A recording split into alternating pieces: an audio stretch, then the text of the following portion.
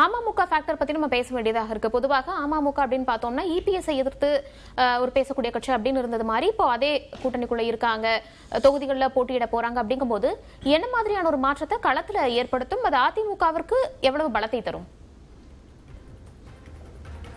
இல்லைங்க, தென் தமிழகத்தில் அமமுகவுக்கு என ஒரு தனிப்பட்ட செல்வாக்கு இருக்கிறது. அது நீங்கள் சமூக வாக்காக வேணுமானால் பார்த்து கொள்ளலாம். ஆனால் அந்த கட்சிக்கென ஒரு செல்வாக்கு இருக்கிறது.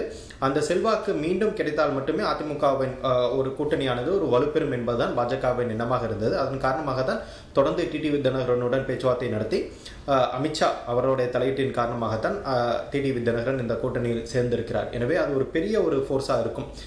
அதிமுக கூட்டணியில் அது ஒரு பெரிய ஃபோர்ஸாக இருக்கும். தமிழ்நாடு தேர்தலில் அது எந்த மாதிரி தாக்கத்தை ஏற்படுத்தும் என தெரியாது. பட் அதிமுக கூட்டணிக்குள் அது ஒரு இம்பார்ட்டன்ட் ஃபேக்டராக தான் இருக்கும்.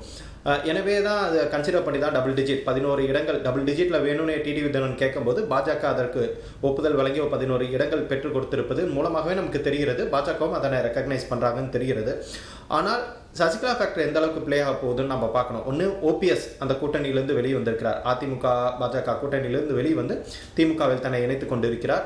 சசிகலாவும் இப்போ தனியாக ஒரு கட்சி ஆரம்பிச்சிருக்காங்க. எனவே சசிகலா ஓபிஎஸ் இருவருமே சசிகலா டிடிவி தினகரனையும் ஓபிஎஸ் இபிஎஸ்ஸையும் எதிர்த்து கடுமையாக களமாட இருக்கிறார்கள்.